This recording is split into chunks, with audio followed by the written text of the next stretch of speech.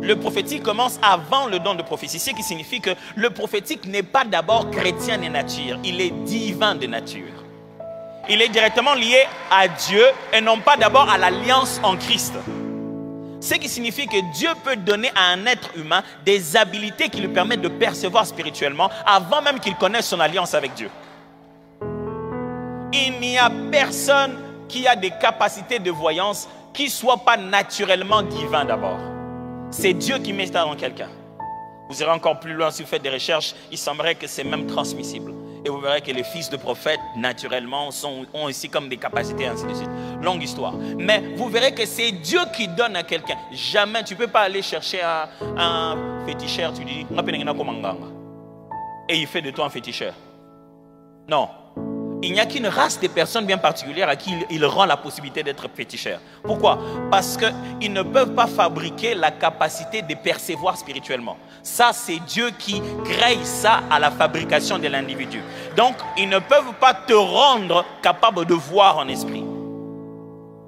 C'est Dieu qui a mis ça au-dedans de toi. Et comme ils aiment utiliser des termes bizarres, laver l'étoile, connecter, des trucs comme ça. Il faut que Dieu t'ait d'abord toi-même appelé avec ces capacités-là. C'est pour cette raison que vous verrez une personne, avant même d'avoir donné sa vie au Seigneur, c'était le plus grand songeur de la maison. Même quand il a bu, s'il rêve la nuit, les matins, ça va s'accomplir. Et ce n'est pas les démons qui l'ont fait rêver. L'Éternel lui a parlé. Mes amis, quand l'Éternel parle, il parle à qui il veut et personne ne peut résister. Ça n'a rien à voir avec enfant de Dieu ou pas. C'est-à-dire que l'Éternel peut entrer dans la cour de quelqu'un qui s'est dit qu'il est Dieu. Il s'appelle Pharaon et l'Éternel lui parle et il est troublé. L'Éternel peut parler à Nabuchodonosor. Il peut prendre la destinée du peuple juif, lui donner dans le songe d'un roi. Il parle des 14 ans d'existence de toute l'histoire de l'humanité et il le donne entre les mains d'un roi par un songe que Joseph viendra expliquer plus tard. Quand Dieu veut parler, il parle à qui il veut. Le problème est que maintenant, quand toutes ces personnes ont ces différentes habilités, ce n'est pas parce que ta télé marche que tu regardes des bons films. Ça signifie qu'il y a des gens qui prennent plaisir à se mettre dans la mauvaise fréquence, qui s'entraînent à un genre de spiritualité interdit.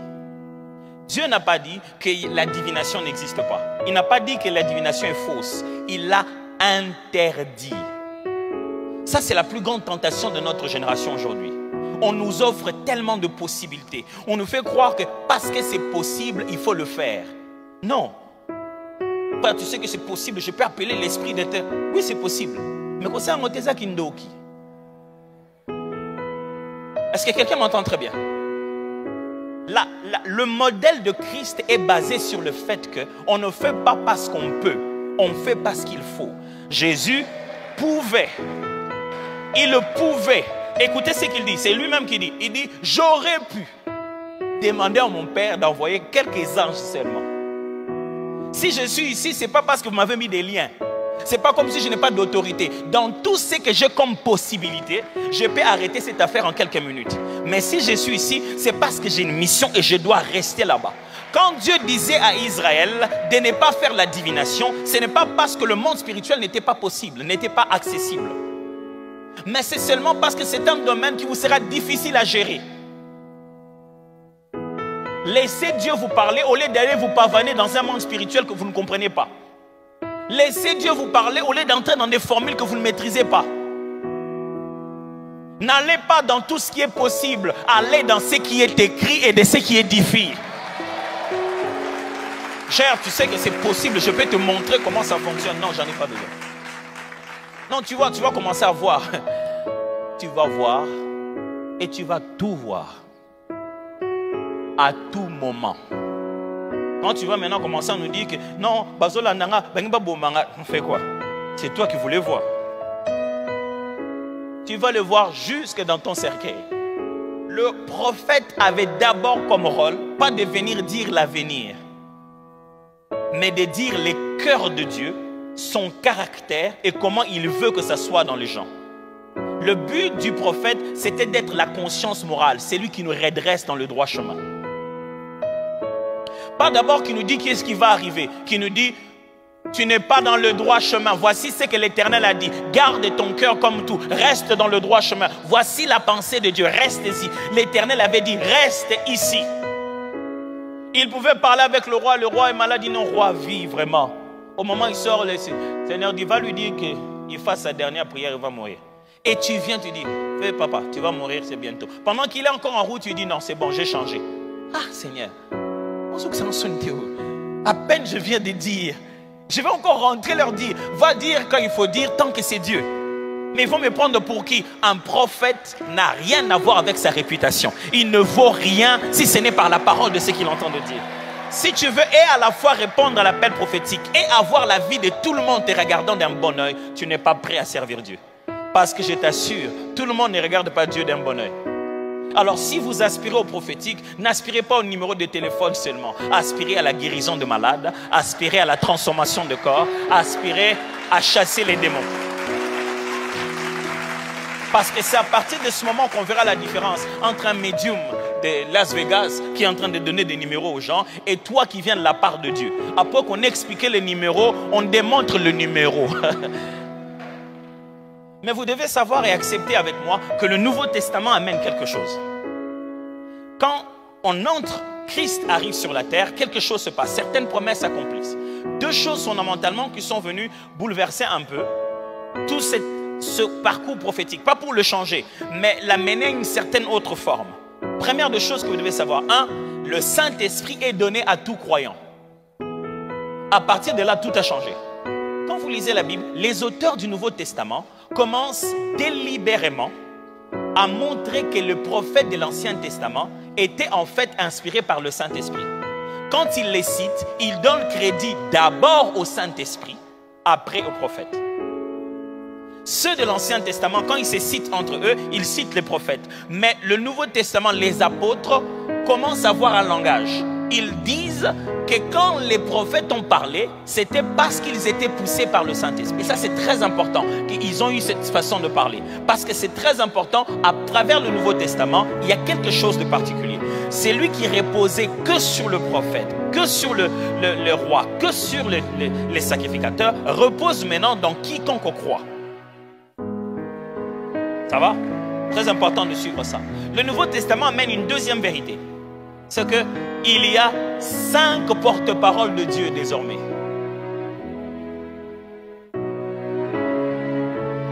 Jusqu'ici, je vous ai parlé d'un seul porte-parole. Prophète. Quand Dieu envoyait quelqu'un, il était prophète. Jésus arrive, il envoie des gens, mais il les appelle apôtres. Il change de nom.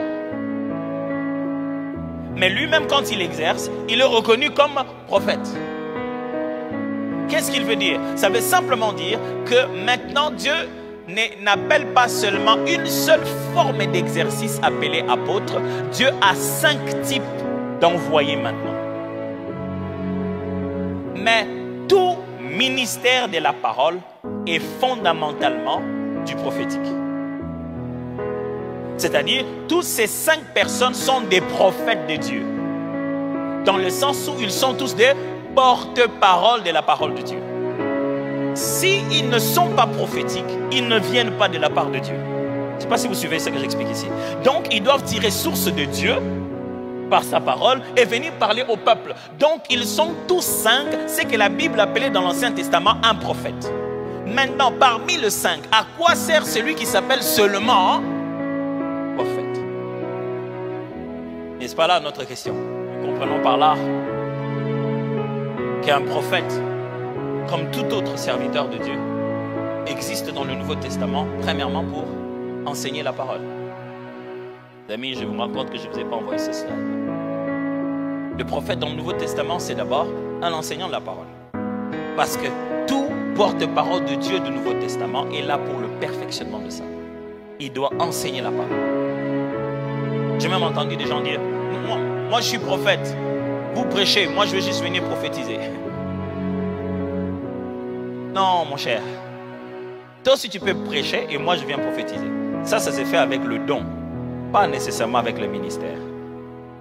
Alors, le prophète du Nouveau Testament, au même titre que les 4 autres ministères, ce sont d'abord des enseignants de la parole de Dieu.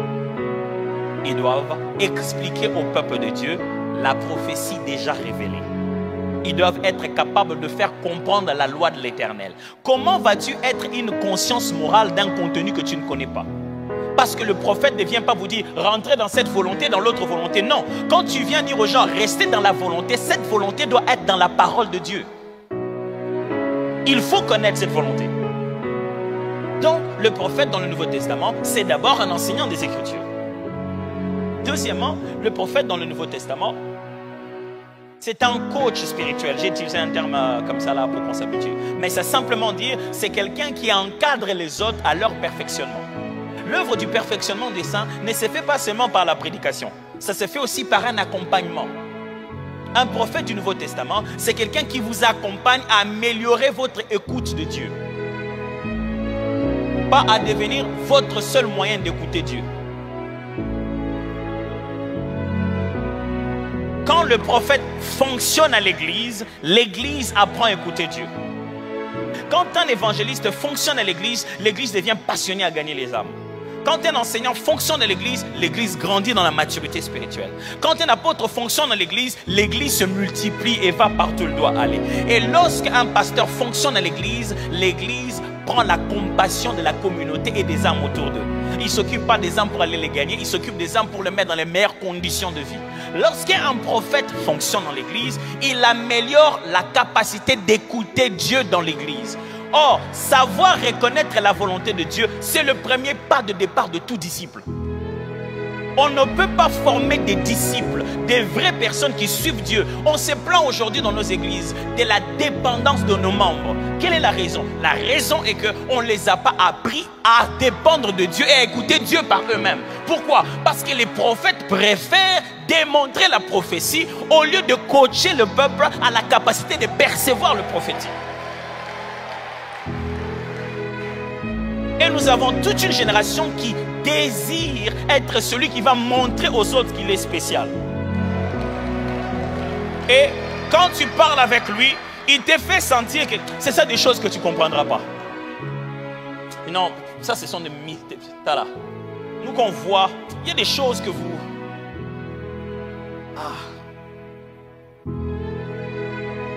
Mon cher, avant toi aussi, tu ne savais pas ça. Comment tu as appris? On ne dit pas que le prophète va rendre toute l'église prophète. Mais le prophète va apprendre le peuple à reconnaître la volonté de Dieu. L'un des grands signes forts de travail à côté d'un prophète, il va faire monter ton discernement des esprits. Je ne parle pas encore ton don de prophétiser, mais ta capacité à reconnaître l'opération spirituelle, à percevoir le climat spirituel qui est autour de toi. Parce qu'un prophète, c'est quelqu'un qui fonctionne avec les esprits. Et lorsqu'un prophète ne sait pas discerner les esprits, c'est parti pour qu'il devienne un canal de n'importe quoi. Et le discernement des esprits, mes frères, ne s'exerce pas seulement, ce n'est pas un don de suspicion de sorcier. C'est la capacité de reconnaître la nature de chaque esprit. Et c'est basé spécialement sur la vérité des Écritures. C'est connaître Dieu comme le vrai, de sorte que tout ce qui ne lui ressemble pas soit le faux. Est-ce que le ministre de l'Intérieur est policier? Est-ce que le ministre de l'Intérieur est agent de la DGM? Mais il est possible que quelqu'un qui est ministre de l'Intérieur aujourd'hui, hier vous avez appris qu'il était ministre des Finances. Vous dites, est-ce qu'il a des compétences aussi en finance? Après vous apprenez qu'il est devenu ministre de l'hydrocarbure. Parce qu'il n'a pas besoin de maîtriser l'hydrocarbure pour diriger le ministère. Il a besoin de maîtriser la direction du ministère. Il ne doit pas être spécialiste à la tâche, mais spécialiste à la supervision, au leadership du domaine. Le ministre de budget n'est pas nécessairement le plus grand comptable du pays.